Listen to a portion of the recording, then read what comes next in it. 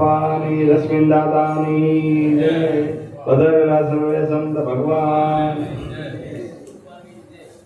કસ્તુરબાની જય આપણે બાપા તો એમ કહેતા જયમાં એક શબ્દમાં બધું આવી બધા અલગ અલગ બોલ્યા કરે 15-20 મિનિટ ખોટું થઈ જાય એટલે સત્ય ગુરુદેવની જય એમાં બધા આવી જાય ને કે નામે પાતક છૂટીએ નામે નાશે રોગ નામ સમૂળ કોઈની રક્ત તીરથ અને યોગ આવા હારા યુગની અંદર આપણો જન્મ થયો હારા કુળની અંદર જન્મ થયો કે જ્યાં તમારા પત્રિકા મળે ને ત્યાં તમે ગમે ત્યાં જઈ શકો બધાની આજે હરીફરી શકો અને ભગવાને ખિસ્સાની અંદર એટલા પૈસા આપ્યા છે કે તમે સારું કાર્ય ઘરમાં કરી શકો અને ઘરમાં સારી રીતે રહી શકો અને સારી રીતે હું તમને કહું તમારા પૈસા સત્માર્ગે વપરાય એવી આપણે ઉગારામ દાદાની લાભુ દાદાની બધા સંતોની અને પાસા બાપાની એવી કૃપા છે એટલે આપણે એ જગ્યાએ બેઠા છે ને આ સત્સંગ આપણને સમજાણો નકર પડ્યું છે ત્યાં ગોતે છે છેટે વેરીની જેમ ફરે વિરોધે જોઈને હાલે છે એઠે કોઈ સુરતા સુગડ સમે જ્યાં પડ્યું છે ત્યાં ગોતતા નથી ગોતે છે છેટે હારા થવા બધીએ દોડે છે પણ હારું થવા હાટું દોડે છે પણ પોતે હારો થાય તો બધા ઓળખે એમ જ છે પણ મેકઅપ લગાવીને જાય છે ને એટલે છેતરી નાખે જો તો ખરા ભગવાને છેતરમણી બોરડી હોત બનાવી હા ઓલી હારી બોરડી તો બનાવી ને કાકા પણ ભગી છેતરમણી બોરડી બનાવી સમજી ગયા અને ઈ હું તમને કહું છેતરમણી છેતરાય વગર રહેતી નથી એ તો આવા સંતોએ હું તમને કહું દેશી ભાષામાં એને ઓળખી લીધો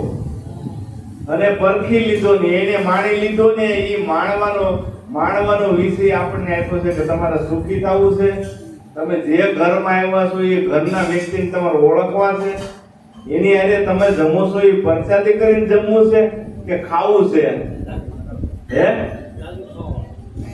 પ્રસાદી કરીને જમજો તમારું ઘર છે ને મંદિર બની જાય બીજે ક્યાંય નહીં બને સદગુરુની કૃપા વગર કોઈ દિવસ કાંઈ થતું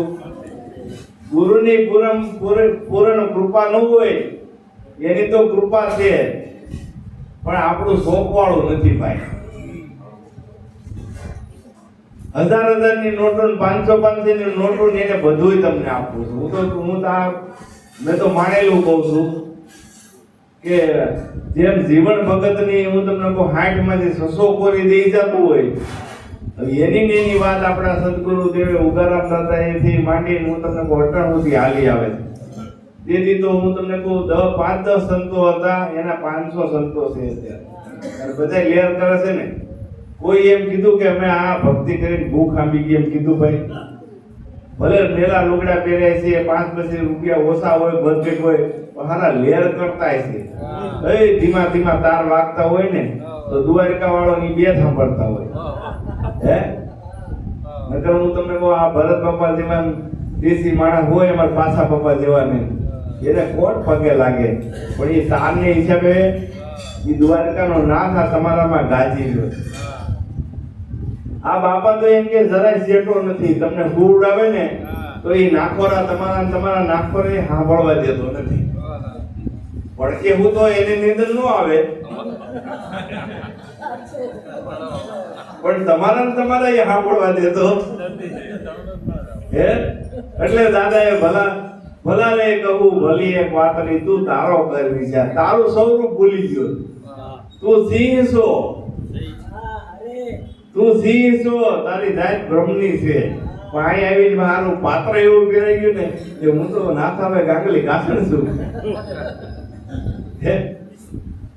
અને આપણા સદગુરુ એવું જ કીધું છે ફડાકો મારજો જેનો ગુરુ ઉગો એને દીકરા કોઈનો ભૂગો સામે પડે તો થઈ જાય ભૂગો હે આ ઉગારામની નાવ છે આ પાસા બાપાની નાવ છે હલેગી ડોલેગી લેકિન બૂટેગી નહીં આગા પાછી થાય હલેગી ડોલેગી આમ ત્યારે એમ થાય બાપા એ પણ આપણે ભેગા રખડતા હોય ને એને શંકા કુશંકા થઈ જાય કે બાપા ઓલો બોલતો નથી પણ એનું હું સીધા દિન કરતા છે આપણે ભેગા રહેતા હોય ને અમને એવું થાય જ ઓલું કસોટી કરે ને એને એ કસોટી કરે કારણ મારે ફેટ માપવા છે કેટલા ફેટા ભૂલ્યો સમજી એમને નથી એટલે આ એમ કહે છે કે જો મારામાં શું ને પરીક્ષા લે હા મારામાં શું ને એમ ઘડવા માટે જોઈ ને ઘાટ ઘડવા માટે જોઈ બધું એટલે આવા નિર્મળ સંતોએ હું તમને કહું નિર્મળ થઈને આવો મેદાનમાં ને તો બીજે ભાત પડી જાય તમારું સ્વરૂપ છે ને એ કોઈ પૂછતું ન હોય ઓળખતું ન હોય એની જગ્યાએ તમારા વધામણા પધરામણા થાય હે ત્યાં જાઓ ને તમારે જય ગુરુદેવ જય ઉગારામ જય પાસારામ જય રામાપીર અને ઓલા હગા ભેગા થયા હોય તો હગા ભેગા થયા હોય વેવાય વેલા ભેગા થયા હોય તો કેટલી તરકીબ વાપરવી પડે જો વેવાય આમ બહુ રોજ પાણી ભરી દેજો વાર ન લાગવી જોઈએ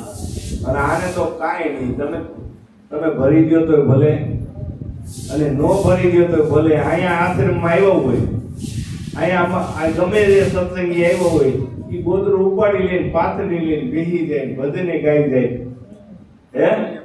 અને પ્રેમ ભાવથી ગાઈને વાણી એટલે આવા સંતોએ આપણને આવો માર્ગ બતાવ્યો છે એટલે કીધું છે કે આજે ફળ મળી છે એ ફળનો તમે નિરંતર જેટલી જિંદગી રહી હોય ને એમાં ઉપયોગ કરવાનો બાપાએ કીધું ઉપયોગ કરી અને તમે તમારા ઘરમાં છે ને 2-3 જણાને 5 જણાને આજુબાજુમાં સુધાર એ મોટું પુણ્ય છે કારણ કે આપણને ખબર છે આ ત્રિવિધિના તાપ આપણને નડતા હતા અને બળી મરતા હતા એમાંથી આ સંતોએ આપણને છોડાવ્યા અને કોઈથી પોતાને બીવાનું નથી બીજાને બીવડાવવાનું નથી પોતાને તો કોઈનું કઈ લઈ લેવાનું નથી અને વ્યવહારિક બારું કઈ વર્તન કરવાનું નથી એવું આ સંતોએ કીધું અને એમાં જો તમે હાલ્યા જાઓ અને તમારા પગલાની સાપ ન રહે તો કહેજો હે એટલે કીધું છે કે હે સંત બનવા આવો અમારા દેશમાં રે સંત બનવા આવો અમારા દેશમાં રે તમે આવો તો શુદ્ધ પ્રેમી આવજો રે તમે આવો તો શુદ્ધ પ્રેમી આવજો અહીં ડુંગરાનું નથી કામ સંત બનવા આવો અમારા દેશમાં રે સંત બનવા આવો અમારા દેશમાં રે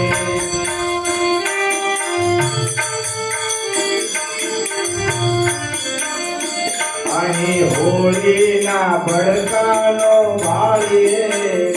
અહીં હોળીના ભડકાનો ભાળીએ અહીં ગીતાજી વાળે ઉજવાય સંત બનવા આવો અમારા દેશમાં અહીં ગીતાજી વાળે ઉજવાય સંત બનવા આવો અમારા દેશમાં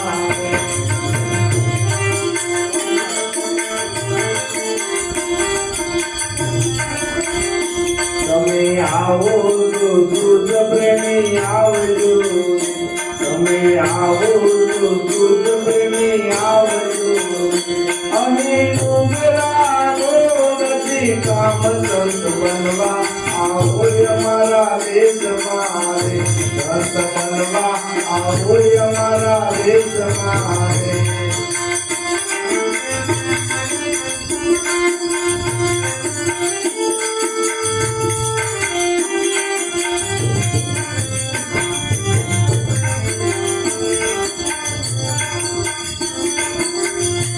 અહીં જન્મ મરણ નથી વાગતા રે અહીં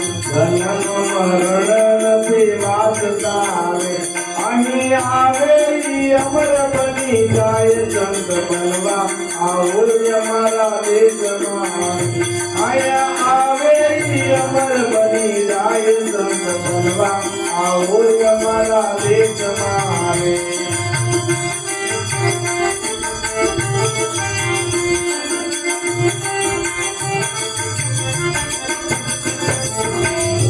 તમે આવો તો શુદ્ધ પ્રેમી આવજો, તમે આવો તો શુદ્ધ પ્રેમી આવજો. અહીં મોગરાનું નથી કામ સંત બનવા, આવો અમારા દેશમાં રે. સંત બનવા આવો અમારા દેશમાં રે.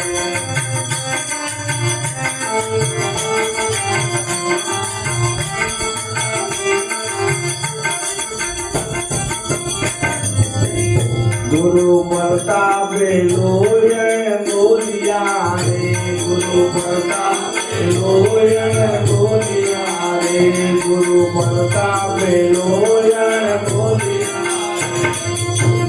રે. લાખાને દીધો ઉપદેશ સંત બનવા, આવો અમારા દેશમાં રે. લાખાને કર્યો ઉપદેશ સંત બનવા, આવો અમારા દેશમાં. તમે આવો તો શુદ્ધ પ્રેમી આવજો રે, તમે આવો તો શુદ્ધ પ્રેમી આવજો રે. સંત બનવા આવો અમારા દેશમાં રે, સંત બનવા આવો અમારા દેશમાં.